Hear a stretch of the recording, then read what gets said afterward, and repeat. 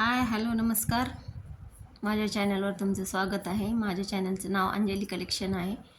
तर मला हे कस्टमरचं ब्लाऊज शिवायचा होता आणि मी आज तुम्हाला बॅक पार्ट कसा शिवायचा हे सांगत आहे. माझ्याकडे जास्त करून 4 टक्स ब्लाऊज जास्त आणि पफ हँड्स वगैरे इकडे हैदराबादला मी असल्यामुळे जास्त करून तसेच ब्लाऊज येतात कारण इकडे तशाच बाह्या घालतात आणि डिझाईन्स वगैरेचे जास्त नाही यूज करत त्या बायका, म्हणजे शिवत नाही तर मला आज ब्लाऊजचा बॅक पार्ट कसा शिवायचा ते परफेक्ट पद्धतीने हे मी तुम्हाला सांगत आहे.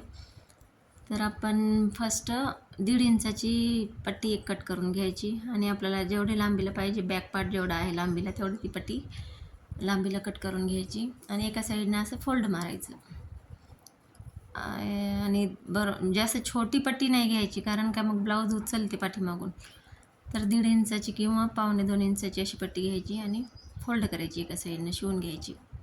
मग आता हे बॅक पार्ट घ्यायचा. माझ्याकडे ब्रासो साडी होती, म्हणजे त्याच्यावरचं ब्लाऊज होतं. तर हे ब्लाऊज खूप सुळसुळ असते, त्यासाठी मी अशा बॉल पिन्स लावते कारण का इकडे तिकडे घसरू नये म्हणून. मग ते बरोबर असं पाठीमागचा भाग शिवून घ्यायचा. आणि जर कोणाला माझ्याकडे एम्ब्रॉयडरीचे ब्लाऊज आहेत आणि मी साड्या पण सेलिंग करते, ड्रेस सेलिंग करते, पण मला हे व्हिडिओचं खूपच म्हणजे माझं नवीनच आहे ना हे चॅनल, तर मला तेवढा अनुभव नाही आहे की शूट करायचं टाकायचं.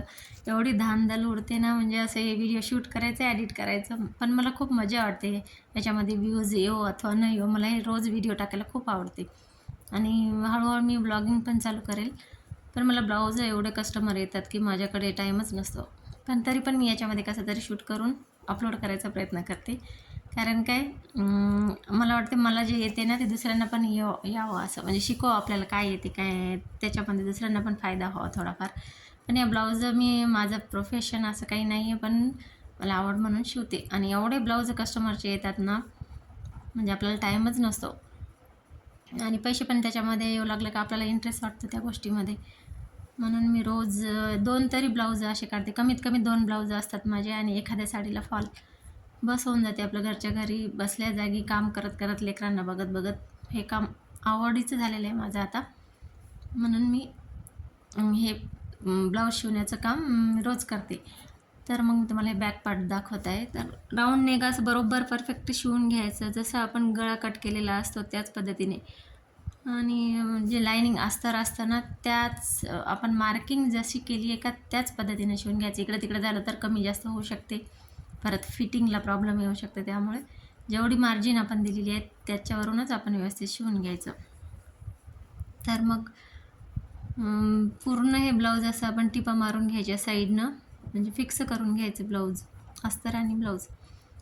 आणि मारून झाल्यानंतर खालीपर्यंत आपण किती आपण मार्जिन किती सोडली त्याच्यावरूनच व्यवस्थित मारलं तर आपलं ब्लाऊज पण परफेक्ट आहे बसते. मग हे सगळं एक्स्ट्राचं जे कपडा असतं ते कट करून घ्यायचा. आणि खरंच सांगू का, म्हणजे मला यूट्यूबकडून हे असं नाही वाटत, फक्त माझा इंटरेस्ट म्हणून मी यूट्यूबवर व्हिडिओ टाकत आहे. पण मला खूप आवडते यूट्यूबवर दुसऱ्यांची व्हिडिओ बघायला पण आवडते आणि मी स्टार्ट केले आहे आता, त्याच्यामुळं मजा वाटते. आणि मला माहीत नाही की कोणाला आवडेल नाही आवडेल, खूप याच्यामध्ये कॉम्पिटिशन झालेलं आहे. पण मी एक सुरुवात तरी करावी म्हणून करत आहे, कारण व्हिडिओ रोज अपलोड करणं हे होत शक्यच नाही. कशा बायका करतात हे तर मी तर बापरे, विचाराच्या पलीकडच्या गोष्टी आहेत. टाईमातला टाईम काढून आणि एवढे छान पद्धतीने व्हिडिओ टाकत राहतात. त्याच्यामुळे मी पण टाकावं, कारण माझं पण रोज कस्टमरचे ब्लाऊज येतात, थोडे नवीन नवीन वेगवेगळे, आणि ते पण दाखवावं म्हटलं.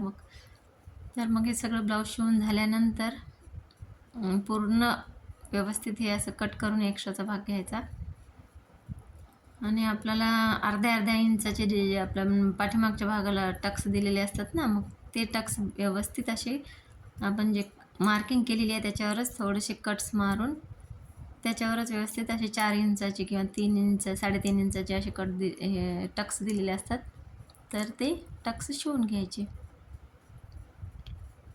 आणि मग व्यवस्थित शिवून झाल्यानंतर आपल्याला बॅक पार्ट सगळ्यात सोपंच असतो, पण कसं आहे ना, बॅक पार्टवरच आधारित फ्रंट असते, कारण ते बॅक पार्टची लांबी रुंदी हे सगळं काही बॅक पार्टवरून फ्रंट पार्टचा आपल्याला उपयोग पडतो. कारण फिक्स तेवढंच घ्यायचं असते ना, मग कमी जास्त फिटिंगला वगैरे प्रॉब्लेम येऊ शकते.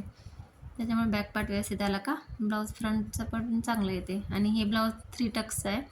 कोणी 3 टक्स शिवते माझ्याकडे, कोणी 4 टक्स शिवते. त्याच्यामुळे मी जास्त करून जसं कस्टमर येतात तसंच मी त्यांच्यानुसारच शिवते.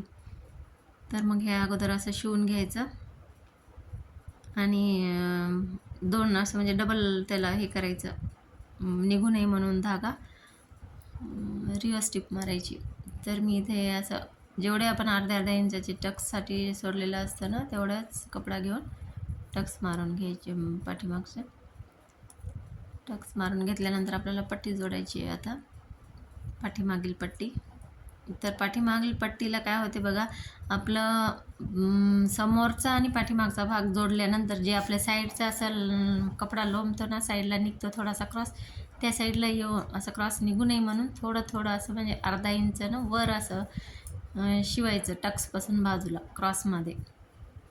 त्याच्याने काय होते, ते लोंबत नाही, म्हणजे कपडा असं एका साईडनंच निघत नाही बाहेर जेव्हा आपण फिटिंग करतो तेव्हा. तर मग हे असं क्रॉस शिवून घ्यायचं, जसं आपण कट केलं किंवा जसं मार्किंग केलं तसं शिवून घेतल्यानंतर इथे एक टक्स द्यायचा, म्हणजे आपले टक्स जिथे येतात ना तिथं अशी पट्टीला एक टक्स द्यायचा, म्हणजे कसं फिक्स ब्लाऊज बसते असं पाठीला व्यवस्थित कमरेला. आणि मग ते शिवून घ्यायचं. पाठीमागचा भाग झाल्यानंतर मी फ्रंटचा पण कटिंग तुम्हाला दाखवणार आहे. कटिंग पण दाखवेल आणि स्टिचिंग पण. आणि माझे कोणाला आवडतायत नाही आवडतात हे पण थोडंसं कमेंटमध्ये सांगा. आणखीन माझे काही सबस्क्राईबर नाही वाढले आणि वॉच करणारे पण नाही आहेत जास्त. तर जर आवडला असेल व्हिडिओ तर लाईक करा, शेअर करा आणि कमेंट तर नक्कीच करा मला, म्हणजे माझं कुठं काय चुकत आहे, मी कसं काय सांगायला पाहिजे, बोलायला पाहिजे त्याच्यानुसार. मग इथं थोडंसं माझी लूज झाली होती, परत मी इथं मारून घ्यायली एक टिप. तर रेडी झाला आहे भाग. एक अशी दाब शिलाई घ्यायची आणि जिकडून आपली पट्टी आहे का त्या साईडनं अशी शिलाई यायला पाहिजे, कारण ते दिसत नाही मग फोल्ड केल्यानंतर. आणि आपल्याला याला तुरपाई करायची असते खालून. तर झाला माझा बॅक पार्ट रेडी.